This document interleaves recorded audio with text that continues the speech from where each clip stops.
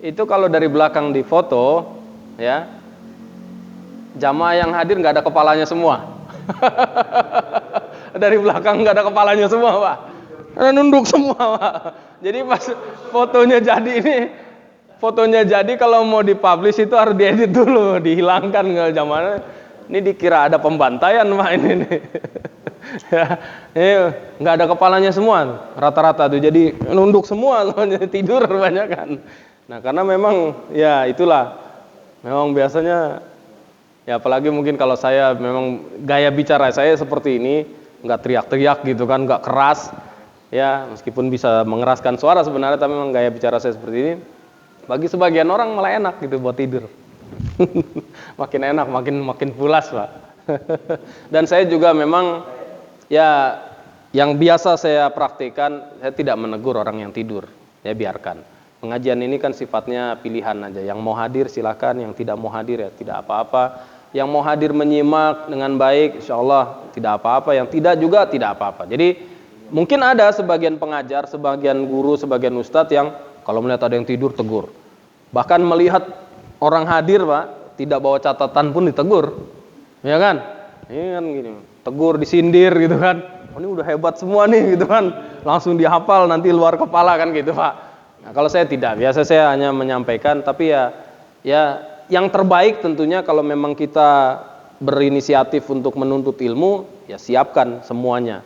Ya, siapkan diri kita supaya menyimak dengan baik. Kalau perlu memang kalau kita misalnya kurang kuat dalam menghafal, ya catat. Tapi kalau kita merasa cukup kuat dalam menghafal, ya itu silakan. Saya pribadi juga dulu saya menuntut ilmu ya tidak selalu mencatat. Ya, meskipun saya bawa catatan, tapi saya tidak selalu mencatat.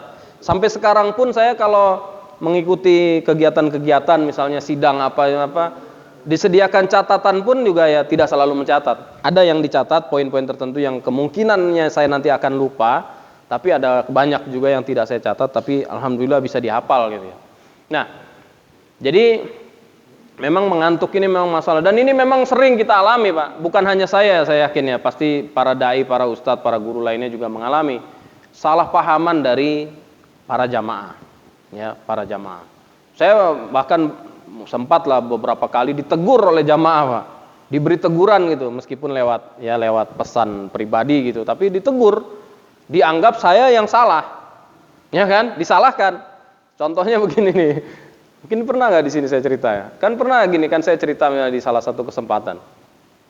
Dan bukan di sini memang, bukan dari jamaah sini, di masjid lain. Saya cerita tuh tentang bagaimana ya masyarakat di Jepang itu kan mengolah sampah itu. Ya, ini kan ada Pak, ada dulu saya pernah lihat film jadi film dokumentasi gitu, film dokumenter yang dibuat oleh seorang dai dari mana sih, dari Kuwait atau dari Arab Saudi gitu. Jadi dari Timur Tengah sana. Dia ini cara berdakwahnya agak unik. Dia menampilkan fakta keberagaman di negeri-negeri Arab dibandingkan dengan ya praktik di negeri-negeri yang mayoritasnya non muslim, tapi yang dipraktikkan itu adalah bagian dari ajaran Islam yang justru mungkin oleh orang muslim sendiri dilalaikan. Nah, sebagai contoh begini Pak, dia melihat nih dan membuat perbandingan antara masyarakat Arab Saudi Mesir dengan masyarakat di Jepang. Dalam hal-hal kecil aja Pak. Nah, cara makan. Orang Arab Saudi, orang Mesir gimana sih mereka makan? Dari mulai mengambil makanannya tuh, berapa porsinya gitu kan? Dari mulai porsi makanan yang dihidangkan di restoran mereka. Restoran beli satu menu makanan, kemudian dihidangkan dalam jumlah, ya kan, dalam porsi besar gitu. Tapi orangnya makannya cuma sedikit. Yang sebanyaknya di mana Pak? Masuk tong sampah. Nah di Jepang sana, ya dia menyorot nih kehidupan masyarakatnya itu di porsi makanannya katanya di restorannya, kemudian di rumah mereka makan mengambil sedikit sesuai dengan yang mereka butuhkan. Kemudian setelah habis, ya orang Arab tadi yang saat ini gitu yang banyak itu tadi makan sedikit dibuang. Orang Jepang makan sampai dijilat tuh Pak, sampai bersih piringnya. Ya, karena apa? Kata mereka ini mensyukuri nikmat ya sang pemberi makan, gitu kan, Tuhan, padahal ketuhanan mereka beda dengan ya konsepnya dengan ketuhanan kita. Orang Arab itu tadi kan orang Muslim, saudara kita seiman. Tapi gitu, orang Arab nih banyak membuang-buang makanan, dan ketika ditanya itu orang restoran, ini berapa nih satu porsi? Sekian harganya, mahal Pak, banyak terbuang. Nah, ini akan terkait lagi nanti dengan aspek-aspek lain. Ya.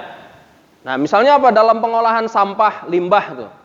Di Jepang sana, dari film yang itu yang saya lihat itu ya, saya juga nggak pernah ke Jepang sana, tapi dari film yang itu, dan itu dia tampilkan seakurat mungkin. Jadi pengolahan sampah itu kan dibedakan antara sampah organik dengan sampah non organik. Ya di sini juga udah dimulai, tapi masyarakatnya juga belum tertib kan dalam hal ini. Nah, di sana kan untuk limbah organik itu ada salurannya sendiri di setiap apartemen. Jadi tidak dibuang di tempat sampah. Jadi yang dibuang di tempat sampah hanya sampah kering. Nah, di negeri Arab Saudi sendiri Pak, negeri Islam yang termasuk paling maju lah gitu ya. Itu ya masih kayak di kita. Sampah dibuang di depan rumah kita itu macam-macam, ya. Sisa sayur, sisa apa dibuang di situ. Nah, sehingga apa? Nanti dilihat ketika kita berkendaraan di belakang truk sampah.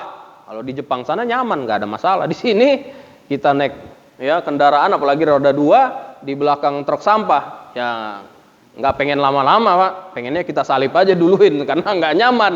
Ya kan? Di Mesir gitu saya ngalami. Deket-deket truk sampah itu nggak nyaman.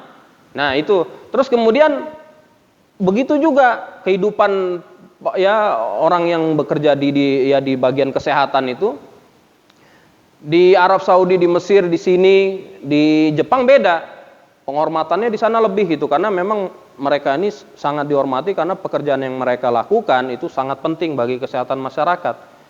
Ya, jadi orang-orangnya juga kehidupannya disoroti gitu dari dekat. Ya, alhamdulillah berkecukupan, anaknya kuliah, sekolah, di rumah, ya punya apa-apa kebutuhan yang mereka butuhkan. Nah, sorot di Arab Saudi yang ngolah sampah itu ya, tukang sampah ya kalau kita sebut tukang sampah, ya kehidupannya sama kayak di Mesir gitu, rumahnya ya gubuk, apa segala macam. Seperti di sini juga sama, kehidupan yang nggak sehat. Nah, ini Pak, jadi aspek-aspek ini yang ditonjolkan. Ini maksudnya untuk apa? Untuk sampai pada kesimpulan bahwa sebenarnya umat Islam ini kalau mau mengamalkan ajaran agamanya dengan benar, itu akan mencapai kehidupan yang baik di dunia dan kelak insya Allah di akhirat. Tapi sayangnya justru sebagian dari ajaran agama kita ini justru tidak kita amalkan dan diamalkan oleh bangsa lain, oleh kaum lain, dan mereka berhasil gitu mencapai apa? Kehidupan yang baik di dunia. Nah, ini kan yang ingin kita sampaikan poinnya. Saya ditegur Pak. Kebanyakan jamaah nggak ada yang protes. Artinya mereka ya paham poinnya. Tapi ada sebagian yang mungkin ngantuk tadi Pak. Ada juga kalanya orang yang hanya menyimak sepenggal-sepenggal, hanya mencari kesalahan. Nah, kemudian saya intinya dijawab, Ustadz, kenapa Ustadz membandingkan antara orang Muslim dengan orang non-Muslim kan gitu? Apa maksudnya Ustadz ingin mengatakan orang non-Muslim lebih baik dari orang Muslim? Kan bukan itu maksudnya. Saya jelaskan begini.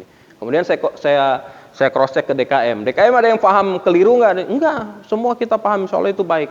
Itu kan bagian-bagian ya dari ajaran agama kita. Memang betul, memang secara faktual memang oleh sebagian masyarakat kita memang ditelantarkan. Dan akhirnya terjadilah macam-macam hal yang terjadi. Di negeri kita itu sampah pengolahannya parah sekali Pak. Ya. Nah, di negeri sana coba kita jadikan perbandingan, pengolahannya baik. Dan itu bagian dari agama kita, kebersihan ya kan, macam-macam itu bagian dari agama kita. Nah, ini jadi memang persoalannya adalah kadang orang datang di pengajian itu tidak dengan kesiapan, ngantuk, ada yang memang cuma menyimak sepenggal-sepenggal, ada yang bahkan memang menyimak untuk mencari kesalahan. Ini juga pernah kejadian begini. Ada orang langsung nanya, bahkan ini tentang ustadz lain, di masjid lain lah gitu ya. Ustadz, ada ustadz bilang begini kemarin, begini. Oh saya nggak tahu Pak, saya nggak nyimak. Oh iya, saya nyimak. Tapi ternyata ketika saya cross check jamaah bukan begitu yang disampaikan. Nah, karena memang ini kadang-kadang ada ya motif-motif untuk mungkin menyingkirkan ustadz tertentu, mengganti dengan ustadz. Ini macam-macam lah Pak. Kita nggak tahu soal niat. Wallahu ta'ala alam. Nah, kemudian yang kedua tentang urgensi menyampaikan ikhtilaf dan sebagainya. Ya, memang sebenarnya yang paling ya kita targetkan itu dalam pengajian itu adalah menuju kepada kesalihan. Ya, baik itu individual maupun kolektif. Kita ingin mengajak masyarakat untuk lebih menjadi orang yang baik, masyarakat, anggota masyarakat dan seluruh masyarakat menjadi baik, lebih soleh, lebih taat dalam beragama dan lebih baik dalam bermasyarakat. Dan dalam hal ini metode-metode yang ditempuh banyak, tapi intinya begini, memang seperti tadi. Kalau dalam keyakinan saya, setiap mazhab-mazhab fikih yang diajarkan dalam Islam itu, asal dipahami dan diamalkan dengan baik, itu insya Allah akan membentuk pribadi yang soleh dan masyarakat yang soleh, Pak. Ya nggak jadi soal mau mazhabnya apa, yang penting dia masuk dalam lingkup Ahlus Sunnah wal Jamaah, dari sisi akidahnya itu lurus, dari sisi pengamalannya benar, itu akan membentuk kepribadian yang soleh dan masyarakat yang soleh. Cuma persoalannya, memang ini kan di era keterbukaan informasi ini, yaitu tadi, ada hal-hal yang sering menimbulkan disharmoni di antara umat Islam. Di antaranya tadi, hal-hal yang tidak dipahami dengan benar oleh seluruh khalayak masyarakat. Kemudian juga adanya kalangan-kalangan yang memang sepertinya memaksakan penafsiran mereka kepada masyarakat lainnya. Nah, ini yang sebenarnya kita perbaiki saat ini. Jadi menyampaikan ikhtilaf itu di tengah misalnya masyarakat yang mayoritasnya bermadzhab Syafi'i juga mengamalkannya, bisa dikatakan ada urgensinya dan ada saatnya dia tidak besar urgensinya, tapi tetap ada. Nah, jadi menyampaikan itu dalam rangka mengedukasi, ya, supaya itu tadi, Pak, kita mengantisipasi terjadinya hal yang tidak kita inginkan seperti tadi, adanya saling tuduh, saling klaim, ya. Kemudian dalam praktik juga begitu. Jadi misalnya gini, kalau tadi disampaikan, kalau misalnya di masyarakat yang mungkin mayoritasnya bermadzhab Syafi'i tadi menjaharkan basmalah, itu jadi imam baiknya mungkin menjaharkan. Ya, saya pribadi begitu, Pak. Bahkan begini, di kalangan masyarakat yang di situ mereka tidak menjaharkan basmalah pun, saya pribadi sering malah sengaja menjaharkan. Dan ini dulu dilakukan juga oleh sebagian ulama, sebagian imam. Jadi mereka sengaja di masyarakat yang tidak menjaharkan, karena mungkin kan gini, kalau keyakinan kalangan terpelajarnya tahu, oh ini memang hanya lebih utama tidak menjaharkan basmalah. Tapi keyakinan masyarakat awamnya mungkin memang harus begitu.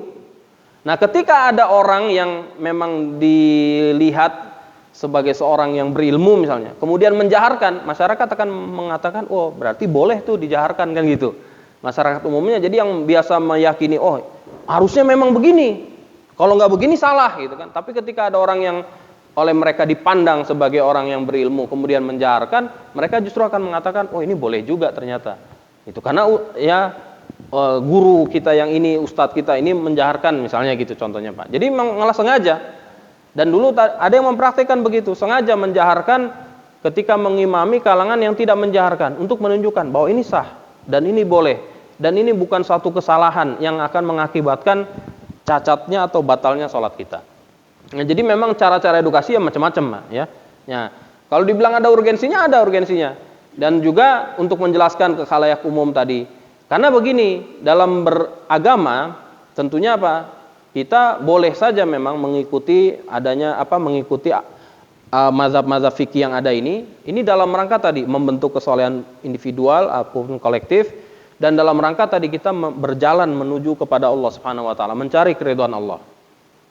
Tapi kita tentunya tidak meyakini bahwa ada satu dari 4 mazhab ini atau mazhab lain yang memonopoli kebenaran seluruhnya gitu. Kan gitu. Jadi kita meyakini bahwa yang diikuti oleh mereka mazhab-mazhab fikih ini sendiri sebenarnya adalah Rasulullah SAW sebagai satu-satunya teladan. Hanya dalam metode memahaminya mungkin mereka berbeda-beda. Nah, yang terjadi kadang-kadang di masyarakat itu adalah fanatisme yang buta. Jadi nggak ngerti sebenarnya akar persoalannya, ikut aja pokoknya. Begini, apalagi kalau udah makin kecil kan, makin ke bawah, nggak ngerti apa-apa kecuali dari apa yang disampaikan oleh narasumbernya. Nah, ini yang sebenarnya tujuan kita mengedukasi tadi adanya ikhtilaf ini begini supaya memperluas wawasan masyarakat. Nah, juga banyak tuh manfaatnya, Pak. Kalau misalnya tadi saya katakan keluar negeri, misalnya lihat cara ibadah orang, itu jadi nggak kebingungan itu. Kalau orang nggak punya wawasan sama sekali, kebingungan terus di mana-mana. Ya, seperti waktu itu saya ceritain kalau nggak salah di sini bukan. Pokoknya gini, ada orang cerita ke saya pergi ke India katanya, saya mau masuk masjid itu aja bingung awalnya, karena bangunan masjid di sebagian wilayah di sana katanya dengan bangunan kuil mirip. Akhirnya saya masuk, ternyata kuil. Mau sholat masuk bukan. Orang bilang situ mungkin, ini bukan masjid nih, ini bukan buat orang Islam kan gitu.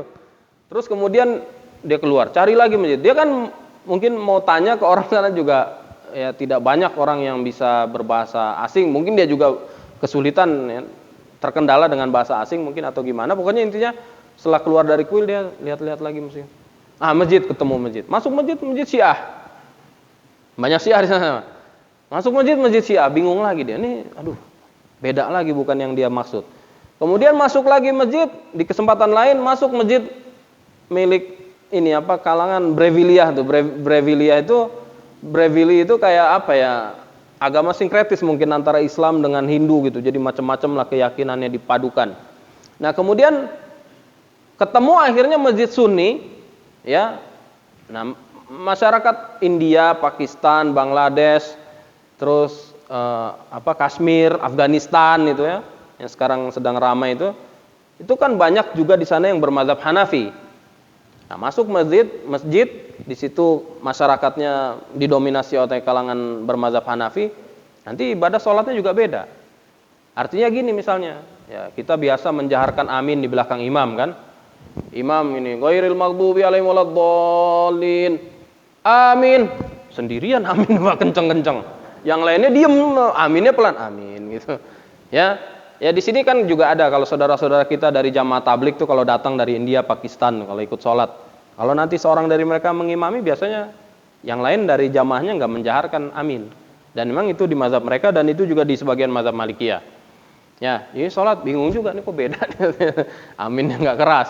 Atau tadi di negeri lain masuk ke komunitas mazhab Maliki, sholatnya pada nggak bersedekap, dia sedekap sendiri, Pak. Ya aneh sendiri ini saya nih di sini gitu kan. Nah, ini sebenarnya ada urgensinya ya tadi sebagai tambahan wawasan juga supaya tidak mudah terburu-buru tergesa-gesa menyalahkan misalnya. Semakin banyak wawasan kita itu biasanya akan semakin sedikit dorongan kita untuk mengingkari ya amalan orang lain. Meskipun bukan berarti kemudian kita membenarkan semuanya, bukan, tapi akan semakin berhati-hatilah paling tidak untuk menanggapi, mengomentari amalan yang berbeda dengan yang kita amalkan. Wallahu a'lam. Silakan Pak Kiai. Boleh. Kita santai sampai jam 10. Oh iya, nggak apa-apa Pak, silakan.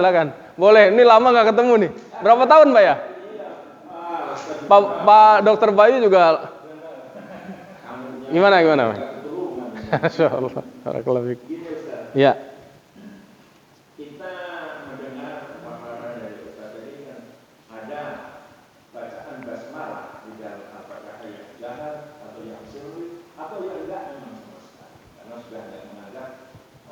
Quran.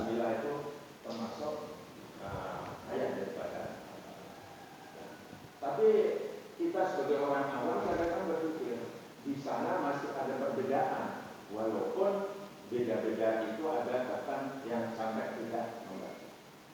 Kita hanya orang awam saja yang umumnya, ya udah, kan ada yang mengatakan baru baca Bismillah dengan keras, walaupun ada yang sering, ada yang tapi masih ada perselisihan. Kalau baca basmalah di surat-surat memang Al-Qur'an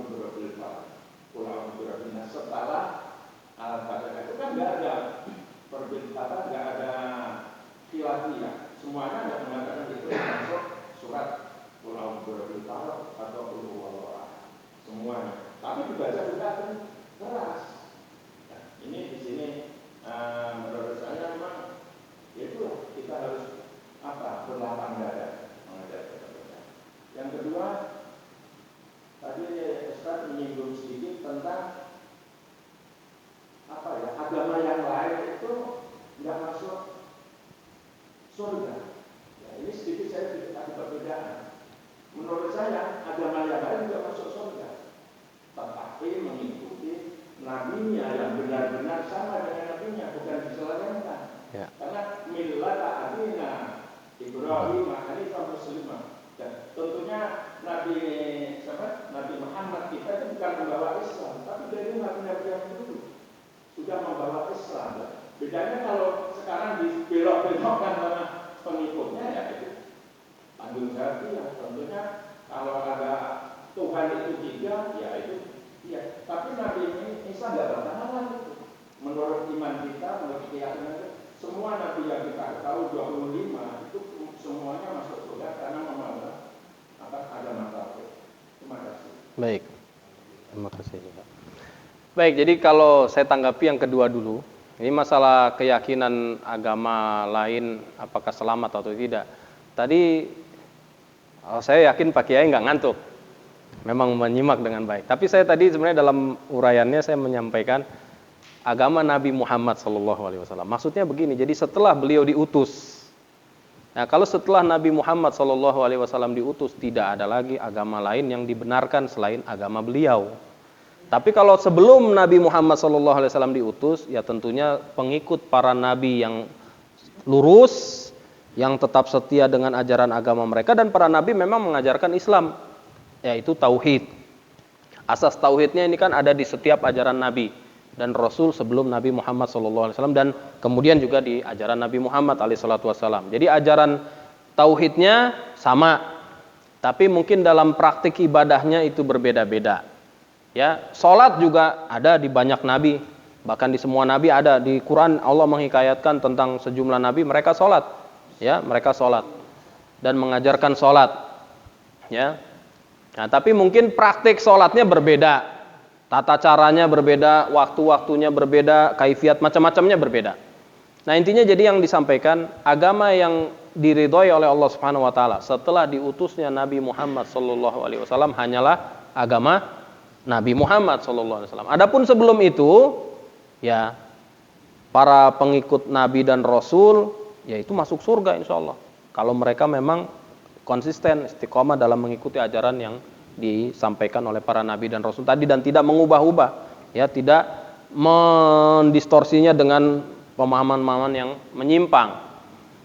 Nah, kalau zaman sekarang Pak pertanyaannya, berarti kalau orang tidak Muslim tidak mengikuti ajaran Rasulullah SAW, ya kafir. Gitu kan, nggak masuk surga dalam keyakinan kita. Kalau ada orang, saya nggak ikut Nabi Muhammad, saya ikut Nabi Isa, nggak bisa. Di zaman sekarang sudah tidak bisa lagi. Dan ini disepakati oleh seluruh ulama, nggak ada perbedaan untuk zaman setelah diutusnya Rasulullah SAW, ya kan? Ya makanya simpelnya saja dalam Al-Quran ada ayat Qul ya ayyuhal kafirun, ya. Kalau semua orang yang masih konsisten dengan agama para nabi lain dan tidak dihapus oleh ajaran Nabi Muhammad SAW nggak akan disebut sebagai kafirun. Ya. Nah kemudian juga dalam hadis, nah ini juga pegangan para ulama seluruhnya. Tentunya kata Nabi SAW dalam hadisnya, ya walladzi nafsi biyadihi, demi Tuhan yang jiwaku berada di dalam genggamannya. La yasma'u bi ahadun min hadzil ummah, tidak ada seorang pun dari umat ini yang mendengar tentang aku, Yahudiyun wala Nasrani, ya seorang Yahudi ataupun Nasrani, ya summa lam yu'min billadzi ursiltu bihi, kemudian dia tidak beriman dengan agama yang aku bawa, illa kana min ashabin nar, pasti dia akan masuk neraka, akan kekal di dalamnya. Jadi kita meyakini ya bahwasanya kebenaran satu-satunya adalah kebenaran ajaran Nabi Muhammad SAW, yaitu agama Islam yang kita anut, yang lain tidak. Ya, meskipun mereka mengklaim bahwa mereka konsisten mengikuti ajaran Nabi mereka dulu, ya, dan kenyataannya memang ya tidak ada lagi Pak di dunia ini mungkin yang masih konsisten mengikuti ajaran Nabi mereka dulu, dan itu di dalam Al-Quran banyak ayat-ayat yang menegurnya. Orang-orang Yahudi yang menyimpang, orang-orang Nasrani yang menyimpang.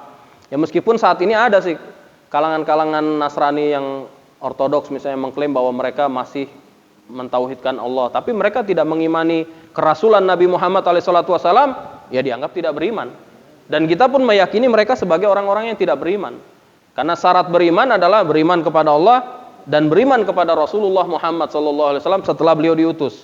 Adapun sebelum beliau diutus, ya masing-masing beriman dengan para nabi dan rasul yang diutus kepada mereka, karena para nabi dan rasul sebelumnya itu diutus kepada masing-masing kaum.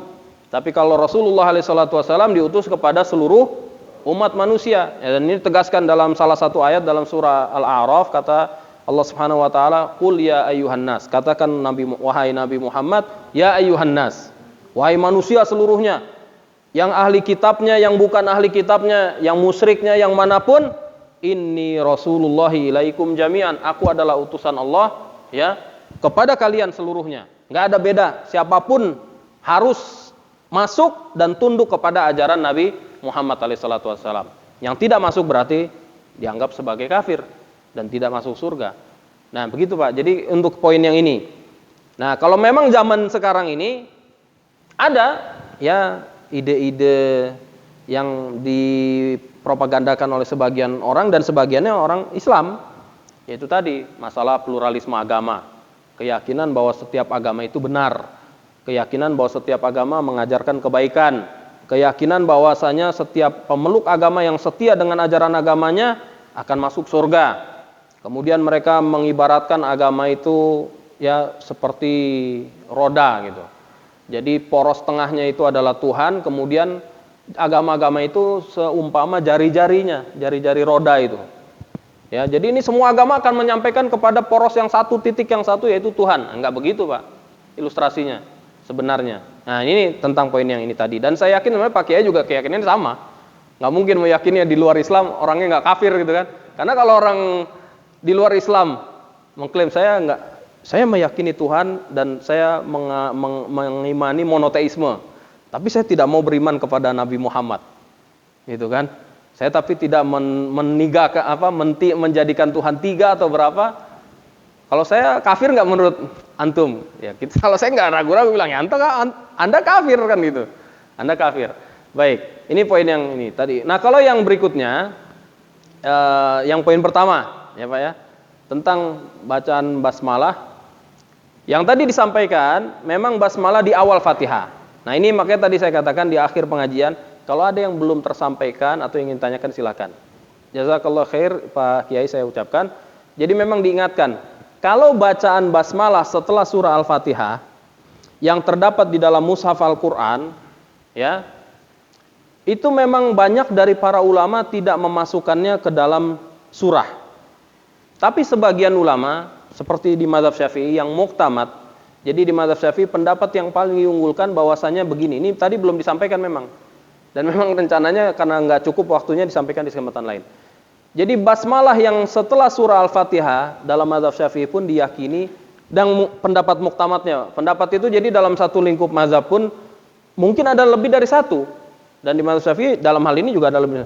Dalam pendapat yang muktamad, yaitu yang diunggulkan di kalangan para ulamanya atau mayoritasnya, basmalah itu adalah termasuk dari surah setelah surah Al-Fatihah. Nah, oleh karena itu sebagian ulama Syafi'i menyimpulkan, di dalam mazhab Syafi'i menurut pendapat muktamad tidak ada ayat Quran yang jumlahnya kurang dari 4, jadi paling sedikit 4. Nah, kalau kebanyakan mengatakan dia 3. Nah, kenapa? Karena inna a'tainakal kautsar 3 ayat. Tapi kalau basmalah dijadikan ayat maka menjadi 4. Itu. Ini ada yang melugaskan di antara ulama-ulama Syafi'i, ada yang melugaskan. Jadi di kami paling pendek ayat itu 4 ayat. Surah itu paling pendek 4 ayat. Nah, kemudian juga terkait dengan membacanya dengan jahar, di mazhab Syafi'i memang mereka konsisten. Saat membaca surah dibaca dengan jahar, saat membaca surah Al-Fatihah dibaca dengan jahar, maka setelahnya pun pada saat membaca surah juga dibaca dengan jahar. Dan itu yang dipraktikkan di negeri kita lihat kan? Bismillahirrahmanirrahim. Alam tara kaifa fa'ala rabbuka bi ashabil, dijaharkan, Pak. Meskipun mungkin mereka tidak memasukkan itu ke dalam ayat, tapi mereka menjaharkan. Nah, di hadis Anas juga ini tadi juga di salah satu redaksinya, ini juga tadi kelewat tidak saya kutip, ada beliau menjelaskan juga sebenarnya. Beliau mengatakan, saya sholat di belakang Nabi SAW, Abu Bakar, Umar dan Utsman, mereka seluruhnya fakanu yastaftihuna as-salata atau al-qira'ata bilhamdulillahirabbil alamin wala yadhkuruna bismillahirrahmanirrahim fi awwali qira'atin wala ba'daha. Jadi mereka tidak membaca tidak membaca bismillahirrahmanirrahim di awal surah Al-Fatihah dan di surah setelahnya. Itu kata Anas bin Malik. Jadi makanya yang seperti diikuti tadi oleh sebagian yang sesuai dengan mazhab Hambali itu, ya, yang tadi saya katakan, dia tidak menjaharkan basmalah meskipun membacanya tidak pada awal surah Al-Fatihah, juga tidak pada surah setelahnya. Nah, di mazhab Syafi'i mereka konsisten, dijaharkan di surah Al-Fatihah dan dijaharkan juga setelahnya. Ini memang belum tersampaikan. Terima kasih banyak Pak Kiai, ini diingatkan. Jadi memang kalau ada yang mengamalkan ini, memang ini mazhab Syafi'iyah memang. Ini mazhabnya Syafi'iyah. Jadi setelah baca surah Al-Fatihah, waladhdallin, diaminkan bersama-sama makmum juga, kemudian dibaca lagi jahar, ya begitu. Bahkan tadi saya katakan lebih jauh dari itu di mazhab Syafi'i memang diyakini bahwa sesuai pendapat muktamad, Bismillahirrahmanirrahim adalah ayat dari setiap surah setelah surah Al-Fatihah, kecuali surah At-Taubah tadi, ya. Nah, masih ada lagi yang ingin tanyakan? Wallahu taala. Ada lagi, boleh Pak, silakan. Ya, kalau tidak berarti kita cukupkan hingga di sini. Waktunya juga sudah banyak nih, Pak. Kalau sampai jam 10 ngantuk, Pak. Beneran ngantuk gitu, Pak. Beneran ngantuk. Baik, terima kasih banyak ya para hadirin sekalian, Bapak-bapak, para jamaah yang saya hormati, dan semoga kita semua senantiasa dirahmati dan dimuliakan Allah Subhanahu wa taala. Semoga Allah Subhanahu wa taala senantiasa melindungi kita dan seluruh keluarga, juga seluruh kaum mukminin, dan semoga Allah Subhanahu wa taala memberikan keberkahan untuk sisa hidup kita ini di dunia, dan memberikan kita kebahagiaan di dunia dan di akhirat, dan mewafatkan kita semua insyaallah dalam keadaan husnul khatimah. Amin ya rabbal alamin. Subhanakallahumma wa bihamdika asyhadu an la ilaha illa anta astaghfiruka wa atubu ilaik. Wassalamualaikum warahmatullahi wabarakatuh.